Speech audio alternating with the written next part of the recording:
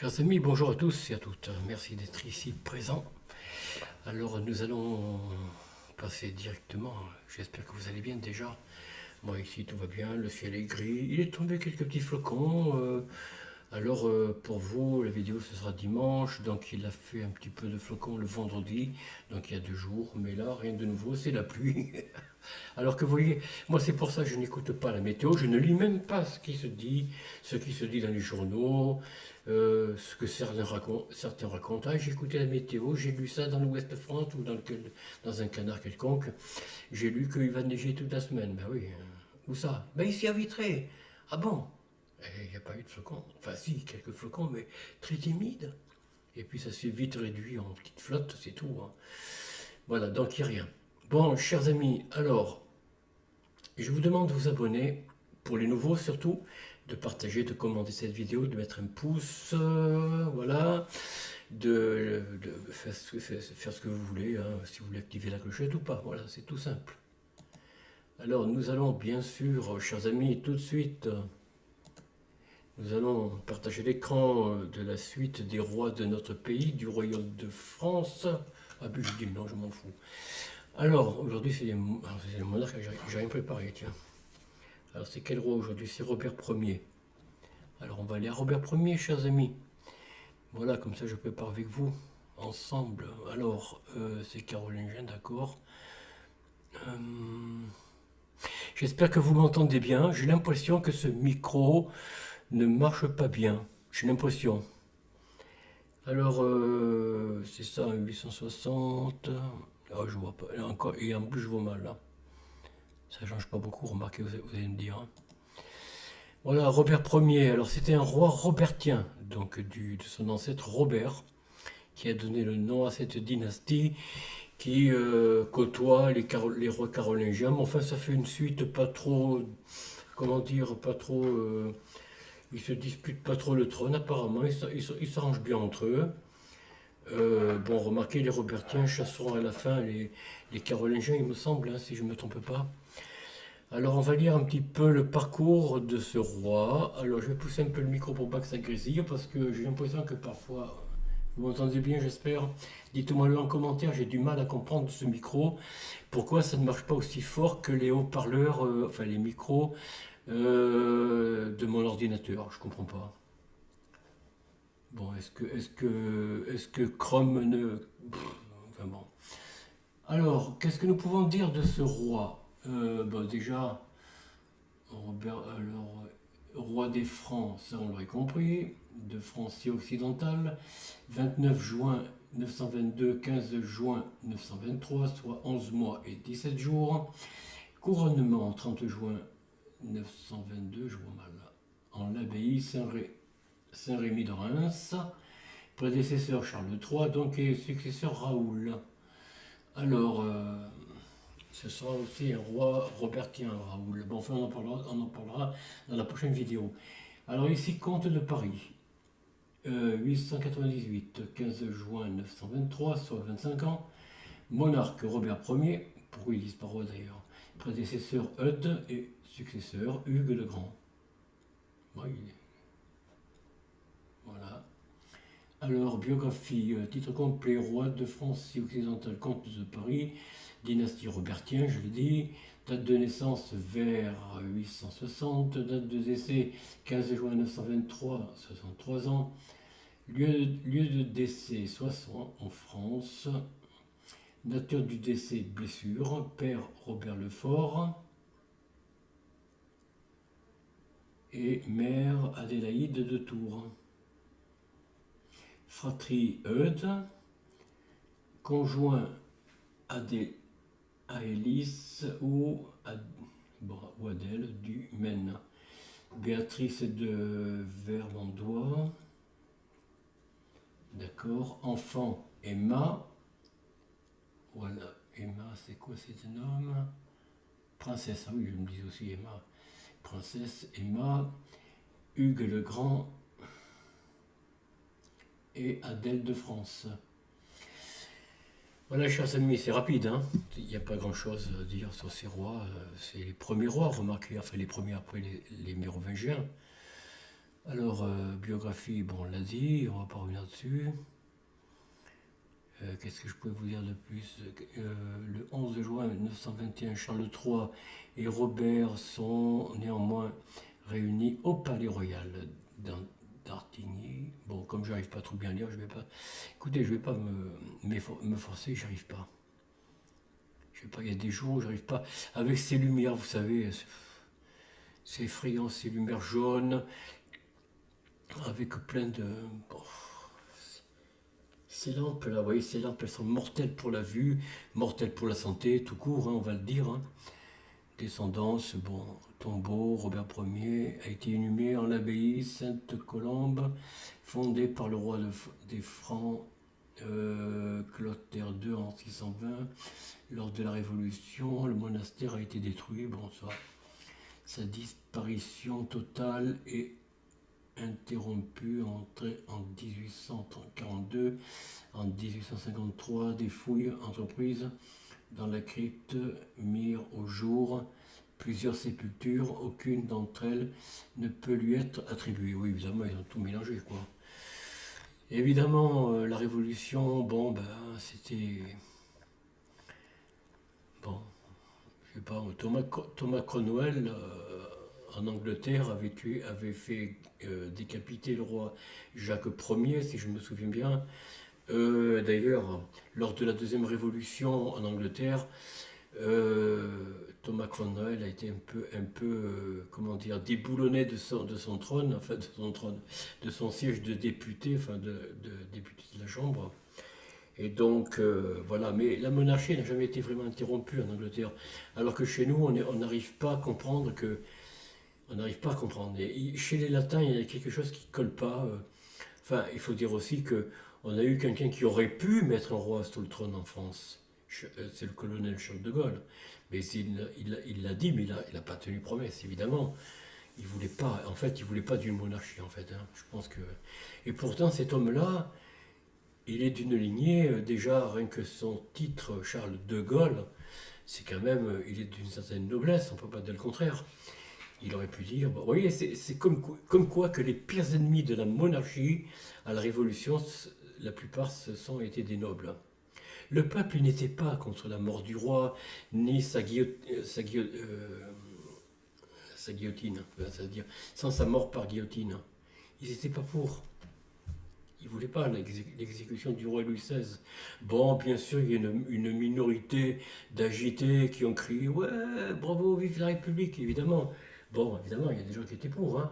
C'est évident, surtout parmi les bourgeois, puis quelques nobles, et pas mal de nobles d'ailleurs, parce que, en fait, la vraie révolution dans l'Hexagone, c'est la bourgeoisie, mais aussi des nobles, et beaucoup de nobles. Énormément, beaucoup plus que vous ne le pensez, chers amis. Moi, là, je suis allé au cimetière Sainte-Marguerite à Paris, dont les fosses communes sont célèbres pour être nombreuses. Il y en a au moins quatre, hein, je crois, quatre fosses communes. Et tous les noms que l'on voit dessus, bon, il y a quelques nobles, évidemment, mais la plupart, c'est des gens du peuple. Alors oui, bon, des gens du peuple qui, dans un nombre plus ou moins grand, il y avait des proches, comment dire, des marquis, des comtes, etc. Bien sûr, oui, bien sûr. Mais il y avait des gens du peuple aussi qui étaient morts simplement par suspicion. On les suspectait de soutenir la noblesse, de soutenir la monarchie, de soutenir le roi Louis XVI et la reine Marie-Antoinette. Vous voyez? C'est comme ça dans l'Hexagone, les gens. L'Hexagone, la France, allez, je vais le dire, la France est le pays, je crois, si je ne me trompe pas, l'un des plus, on va dire, l'un des plus, comment on peut dire ça, collaborateurs avec, d'un côté, la monarchie, puis bascule, la Révolution. Après, lors de l'occupation, on a vu ça surtout lors de l'occupation, enfin on a vu dans l'histoire. Moi j'ai appris l'histoire un petit peu à l'ancienne, hein, si vous voulez. Il y avait encore des références à propos de la collaboration ou pas collaboration, et la préservation de la monnaie de la France, enfin bon bref. Mais la plupart des collaborateurs, ce sont été des Français. Ah, il y a eu pas mal de résistants, oui, il y a eu des maquis français. soit communiste. D'ailleurs, le tout premier résistant en France, le tout premier, alors que le Parti communiste soutenait encore l'Allemagne. Parce que, comment il s'appelle, Adolf Hitler, avec Staline, ils étaient en bons termes jusqu'à 1940, combien 42, je crois. 40 ou 42. Et jusque-là, le Parti communiste français, il sabotait le matériel pour l'armée française pour pas qu'on se batte contre les Allemands. Soutenant nos camarades allemands, disait-il. Alors le tout premier résistant, justement, avant la bascule, avant que les communistes, bien sûr, il y a eu des hommes courageux parmi eux, ils se sont battus, ils ont résisté. C'est vrai, ça faut reconnaître, il y a eu il y a eu quelques gens résistants qui se sont bien illustrés et démarqués d'un grand nombre de résistants. Mais le tout premier résistant, eh bien, figurez-vous, c'est l'amiral, je crois qu'il est amiral, d'Estiendorf. Rappelez-vous bien ce nom. Regardez bien, l'amiral d'Etiendorf, ou Etiendorf, je ne sais pas si c'est Étienne ou d'Étienne, je crois que c'est Etiendorf, donc D apostrophe, pour dire de Etiendorf, hein, voilà, c'est ça. Mais comme on fait pas, comme en français, comme en anglais d'ailleurs, on ne fait pas de liaison entre deux voyelles, hein, ou alors the Eglantine par exemple. Hein. Bon voilà, Z plutôt. On prononce I, le E dans ce cas-là. Mais en français, on ne fait pas de liaison entre deux voyelles. Hein. Enfin, je veux dire, voilà. Donc, l'amiral, je crois, ou le capitaine de vaisseau, je ne sais plus, d'Etiendorf. Bon, c'était le tout premier résistant. Après, il y en a eu d'autres. Mais la vraie résistance, en dehors de celle de ceux qui étaient proches du colonel de Gaulle, bien sûr, parce qu'il y a eu deux camps, il y a eu les communistes et ceux du colonel de Gaulle, Charles de Gaulle. Seulement, on oublie toujours les autres. Les autres. Pierre Freinet, c'était pas un gaulliste. Eh non. Pierre Freinet, qui a connu d'ailleurs Jean Moulin, qui a connu tous ces gens qui sont... Alors Jean Moulin, oui, il est allé voir le colonel de Gaulle à Londres. Bon, il est mort, comme vous le savez, sous les tortures. D'ailleurs, comme Détiendorf, hein, Détiendorf est mort sous la torture. Hein. Sous la torture, bien sûr. Mais les vrais communistes, c'est des gens de droite. Que l'on me pardonne. Alors, de droite républicaine, j'entends bien. Bon, moi, je ne suis ni de droite ni de gauche. Vous le savez, je suis monarchiste. Voilà, maintenant, vous le savez. Moi, je prône la monarchie tempérée à la mode du marquis de Lafayette. Enfin, quand je dis modéré, bon, je ne sais pas si vraiment j'accepterais tout ce qu'il a fait, parce que, bon, le marquis de Lafayette était monarchiste, il soutenait le roi Louis XVI, mais en même temps, il soutenait le nouveau monde, donc les États-Unis. Hein. Il soutenait la démocratie états-unienne, qui d'ailleurs, il a rapporté ça chez nous pour collaborer à établir la Constitution de 1789. Alors vous allez me dire, était-il franc-maçon? Ah, c'est une bonne question. C'est vrai que je pouvais me poser la question. Je ne sais pas s'il l'était vraiment, je ne sais pas. En tout cas, il a collaboré avec eux. En tout cas, des gens qui étaient au club, quoi, dans l'un des clubs. Mais je ne sais pas si le marquis de Lafayette était franc-maçon. Je pencherais un petit peu oui. Je dirais un petit peu oui, mais je ne suis pas certain. En tout cas, il était tempéré, il voulait un petit peu à la mode des Britanniques, bon, peut-être avec quelques points de différence, hein, un parlement élu, bien sûr à l'époque c'était que par les hommes, hein, au suffrage universel, je crois, ou un truc comme ça, une élection où en appelant tout le peuple de France à voter, voilà, pour un parlement, et le roi, lui, ne ferait que ratifier, signer les lois, quoi. En gros, c'est ça, enfin, les lois, les décrets, les ordonnances et tout ce qui va avec. Hein. Mais ça ne s'est pas fait, du moins, il y a eu trois tentatives, mais bon, ça n'a pas été fructueux, surtout que le dernier, Louis-Philippe Ier, a fait d'énormes bêtises. Mais bon. Alors, qu'est-ce que je pourrais vous dire de ce roi Robert Ier, roi des Francs? Pas grand-chose. Je vais essayer de lire un peu, peut-être, si je peux. Son frère Eudes, devenu roi en 888, le nomme à la tête de plusieurs comtés, y compris le comté de Paris et la marche de Neustrie. Robert est également abbé in commandum, c'est quoi ça? Ecclésiastique ou alors laïque, tient une abbaye. D'accord, bon, ma foi. De plusieurs abbayes. Il ne revendique pas la couronne de France quand son frère meurt en 898, reconnaissant les droits à la succession du roi carolingien Charles II le Simple, qui, selon Richard de Reims, qui c'est ce est un moine de Saint-Rémy, d'accord, de Reims, auteur de 4 livres d'histoire, une œuvre fondamentale pour connaître les événements concernant les derniers rois carolingiens et les premiers temps des Capétiens. Voilà, donc vous savez quelle est l'historienne d'origine, donc de la fin des rois des Carolingiens et puis début des Capétiens. C'est un moine. Je ne dis pas plus. Chut, j'ai rien dit. Le confirme, duc de la Gaule celtique. Ah, tiens, la Gaule celtique, maintenant, c'est plus la Gaule gallo-romaine. Ah bon? Oh là là, c'est pas vrai. Excusez-moi, chers amis, on va voir. Je vais garder ça ici. Voilà, toc, et je reviens en arrière. La Gaule celto-celtique, d'accord. Alors,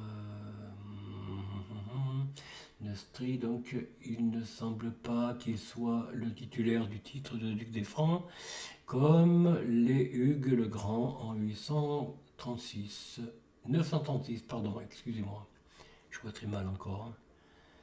Robert continue à défendre le nord de la France contre les attaques des Normands, pour pas dire des Vikings. Ainsi, le 20 juillet 1911, il participe à la bataille qui libère Chartres. Ah oui, il y a quelque chose à dire sur la cathédrale de Chartres. Si vous regardez les vitraux de Chartres, c'est les plus beaux d'ailleurs, hein, d'Île-de-France, c'est peut-être même de France, c'est les plus beaux vitraux un peu bleutés, vous savez, ça reflète une lumière bleue dans la basilique ou la cathédrale. Eh bien là, vous aviez une école des maçons, pas des francs-maçons, hein.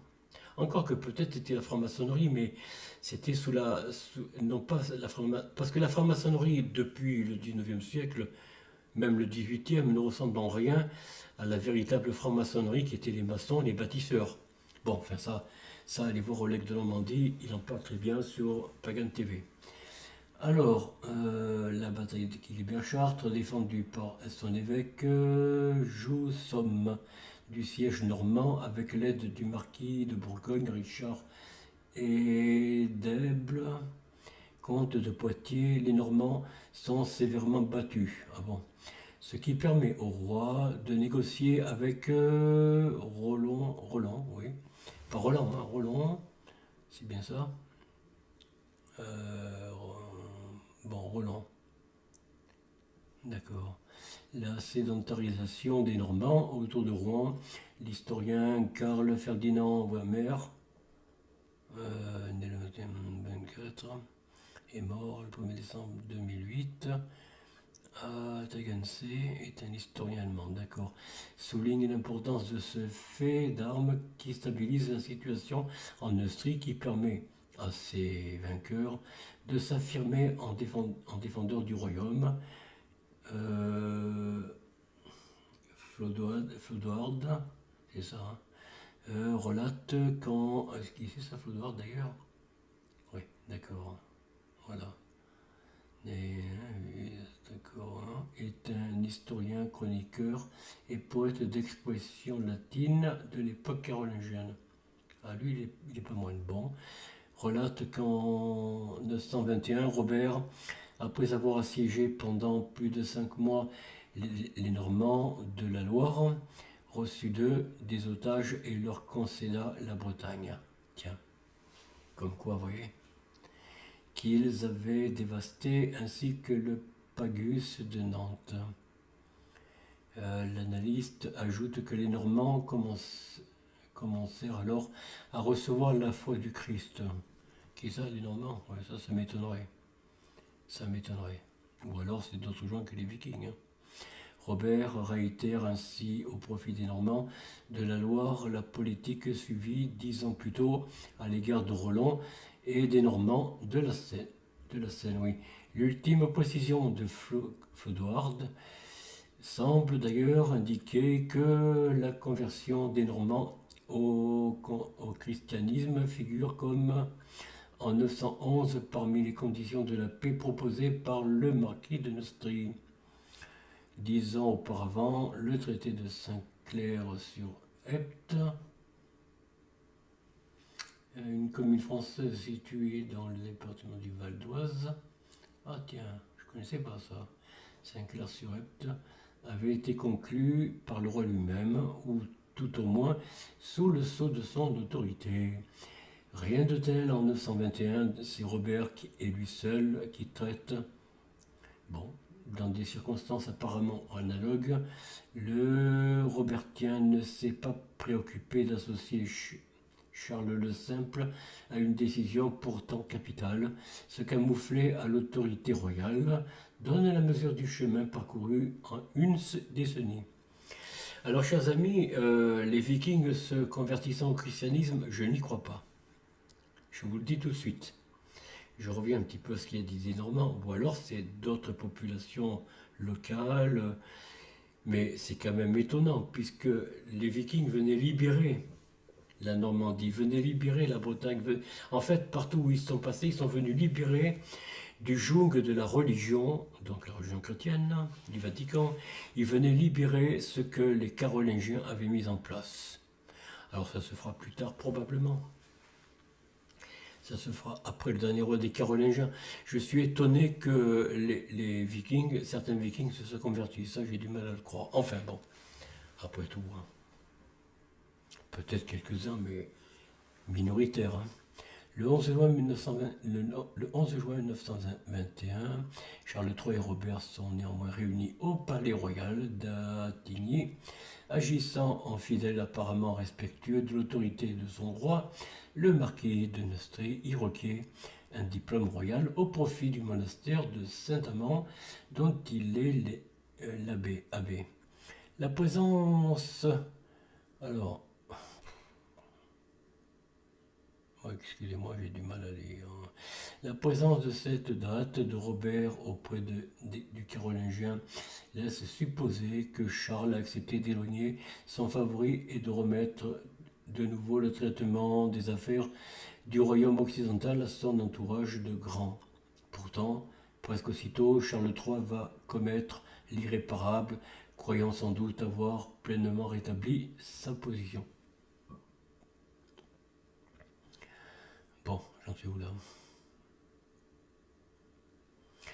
Il rappelle également, bon, on va pas continuer à lire, grâce à Flodoard, témoin des événements, nous pouvons reconstituer jusque dans ses moindres détails le drame qui se joue à partir du mois d'avril 922, aussitôt connue la nouvelle de la dépossession de Rothilde,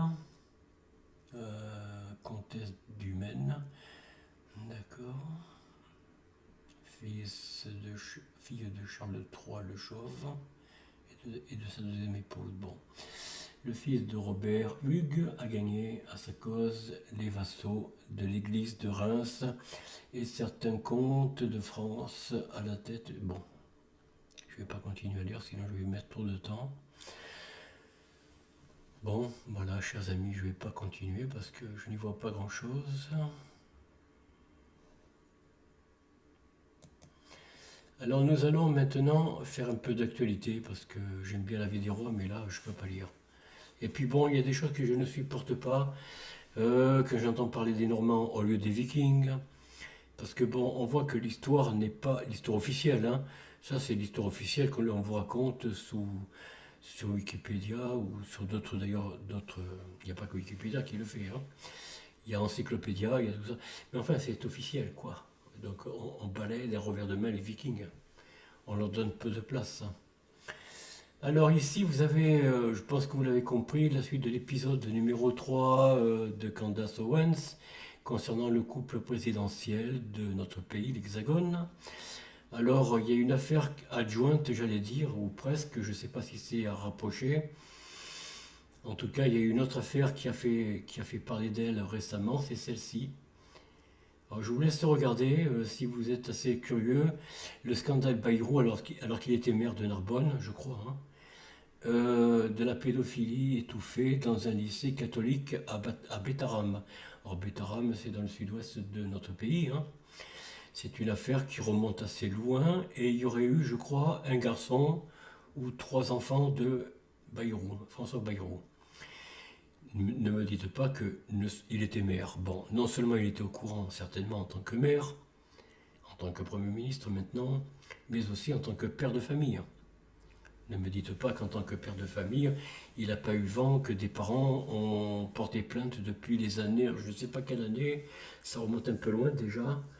Ne me dites pas qu'il n'est pas au courant. Hmm. Et on n'en entend pas parler. Et la presse mainstream en parle peu. Bon, je ne vais pas rester sur ces affaires-là, c'est parce que ça sent mauvais. Vraiment, ça sent mauvais dans ce pays. Et puis, il n'y a pas que chez nous, hein. Mais enfin, bon. Qu'est-ce que je peux vous donner là?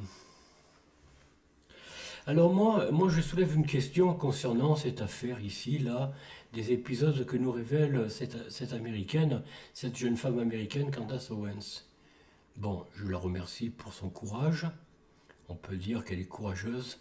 Elle ne mâche pas ses mots. Elle a reçu, je crois, 2 ou 3 fois des menaces de l'Élysée, hein, comme quoi que il fallait plus qu'elle en parle, il fallait qu'elle arrête, il fallait qu'elle cesse ses allégations, comme ils disent, hein.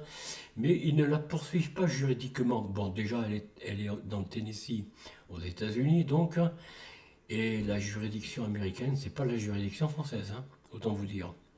Et puis avec Donald Trump, qui n'apprécie semble pas beaucoup Monsieur Emmanuel Macron.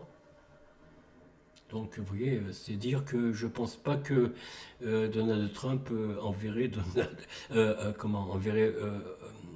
Candace Owens en France pour répondre. Non, ça je ne crois pas. Je crois plutôt c'est l'inverse. D'ailleurs, Candace Owens a même souhaité, demandé que le couple présidentiel vienne chez elle, dans son État, dans son pays, et qu'il puisse débattre avec elle en répondant à des questions précises. Ceci dit, la réponse, silence radio. Alors, et puis elle dit qu'elle serait prête, si elle était poursuivie par le couple présidentiel de notre pays, donc elle serait prête même à venir, même à les faire venir aux États-Unis, les faire, comment dire, leur donner la possibilité de se plaindre auprès d'un tribunal américain. Alors là, faites attention, auprès d'un tribunal américain, et elle serait même prête à leur payer les frais de justice, c'est vous dire. Vous voyez.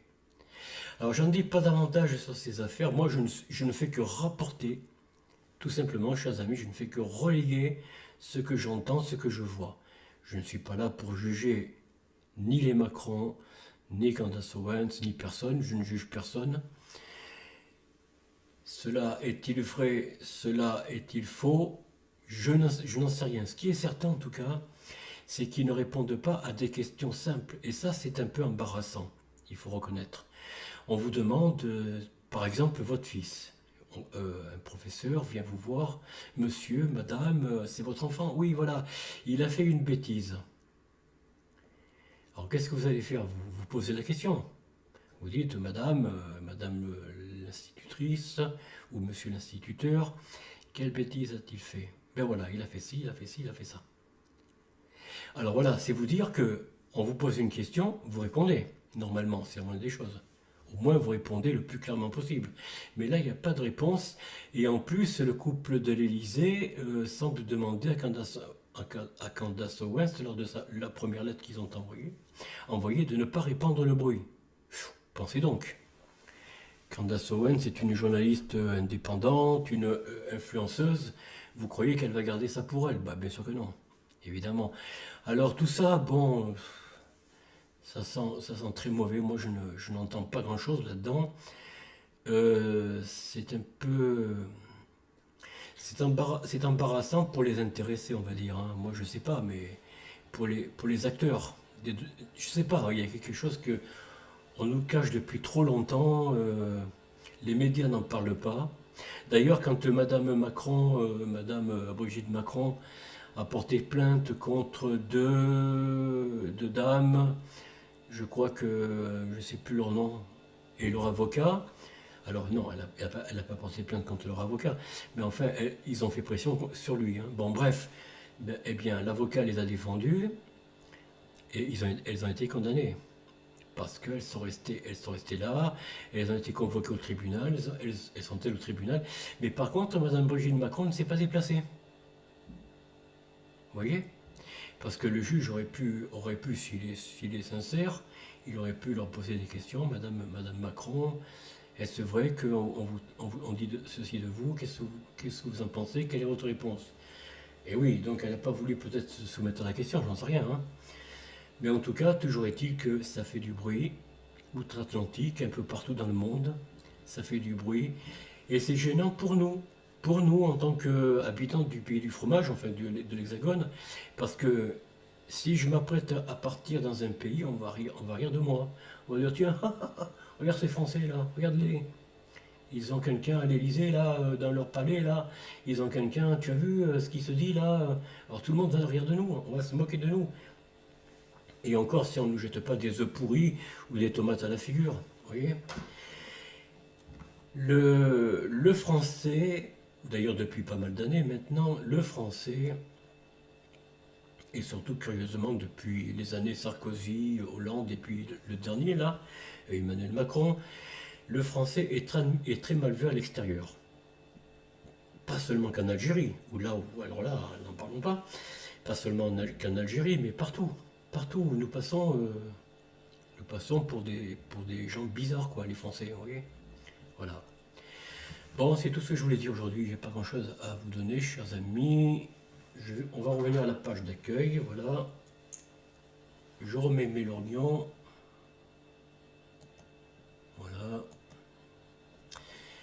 Tout ça, mes amis, qu'est-ce que je vous dis, moi? L'affaire Betaram François Bayrou, ben, on ne sait pas ce qui se passe. Bon, il y a des prêtres, des instituteurs, je crois, qui ont été arrêtés, interrogés. D'ailleurs, l'enquête est en cours. Donc, attendons, qu'est-ce que je vous dise? Mais vous voyez, la presse n'en parle pas. Moi, je regarde le matin un petit peu Ouest France, les journaux mainstream, je trouve rien. Rien. Absolument rien, ni dans les titres, et peut-être dans un entrefilet à l'intérieur du journal, peut-être. Mais en tout cas, dans les titres et même dans les premières pages, on ne voit rien. Oula, qu'est-ce qui se passe? C'est quand même étonnant de voir que à ce point-là, oui, c'est mon voisin là qui fait du bruit. Alors lui, il est discret, vous voyez. C'est quelqu'un de très discret. Il fait tomber des gros objets lourds, certainement, je ne sais pas. On dirait qu'il qu'il roule un moteur sur le sol. Je ne sais pas ce qu'il fait, mais bon. Bon, mais voilà, chers amis, vous voyez, c'est pas... La vie est belle quand même. Bon, il fait pas très beau, mais le soleil doit être dans nos cœurs. Hein, n'oubliez pas que... Alors, je vous souhaite un bon dimanche, parce que pour vous, aujourd'hui, c'est dimanche. J'espère qu'il fera beau chez vous. Chez nous, ici, c'est toujours couvert, de toute façon. Et je pense que même c'est couvert un peu partout, dans beaucoup de régions, y compris même le midi, tiens. Le midi, où habituellement, vous ne voyez, à certaines journées, vous ne voyez aucune traînée de nuages. Et bien oui, là, maintenant, il y a des traînées. Ouais, ben vous voyez ce que c'est, hein. Ils appellent ça les cirrus, mais les cirrus, ça vient des avions, hein. C'est pas... Ne nous y trompons pas. Voilà, chers amis, moi j'ai qu'une chose à vous souhaiter. Soyez heureux en famille, soyez heureux... Alors attendez, où je vais là? Non, ça c'est bon, je vais l'arrêter. Je peux l'enlever, ouais, voilà. Là je l'enlève pas, ici c'est moi. Là c'est moi encore, ici... Qu'est-ce qui se passe là? Ah bon? Alors je vais vous mettre une musique, chers amis, un petit peu pour égayer le tout. Je vais parler en même temps, si je peux. Oui, vas-y. Vas-y, vas-y. Voilà, on va écouter un petit peu de musique. Bon, ça n'a pas l'air de démarrer. Oh là là, qu'est-ce qui se passe? Ah oui, il faut 2 heures à Windows pour qu'il se... Voilà. Ça y est. Alors,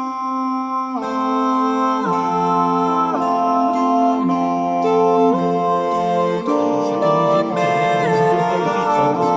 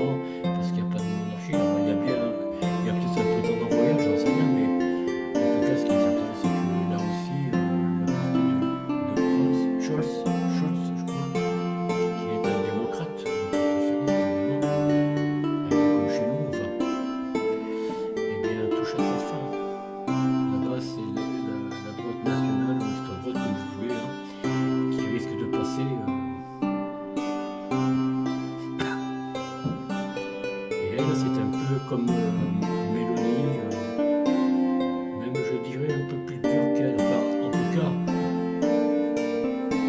dans ses discours de campagne. Après, il faudra voir quand elle sera, si elle est élue, chancelière, ce qui est pas garanti encore. Mais en tout cas, elle a de bonnes chances de passer. Peut-être que si elle passe, ils sortiront de l'Europe. Mais rappelez-vous, Mélanie avait fait la même promesse. On sort de l'euro, on sort de l'Europe, et non, finalement, elle est comme Marine Le Pen, elle est restée.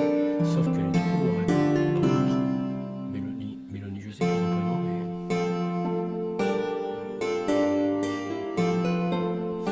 rien ne vaut la monarchie, chers amis, la royauté, regardez en Angleterre. À part l'incident de Charles Ier qui a été guillotiné par Cromwell, Thomas Cromwell, peu de temps après, l'Angleterre, le peuple a réclamé la monarchie. Le peuple, c'est le peuple britannique qui a souhaité un retour d'un roi, et ça n'a pas manqué. Et puis lors de la révolution, la deuxième révolution britannique, Thomas Cromwell a été un tout petit peu écarté, vous voyez, un tout petit peu, parce qu'il y a des choses qu'il ne voulait pas reconduire, pardon. Donc ils ont déboulonné un peu sa statue, qui au départ avait été élevée en triomphe.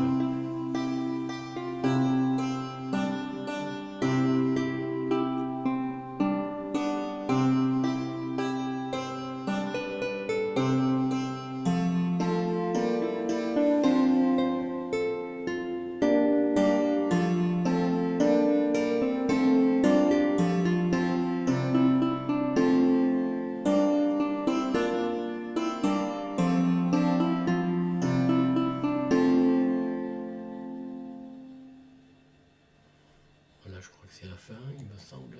Non, c'est pas là. Tiens, monsieur Mélenchon. Hop, c'est là, je crois.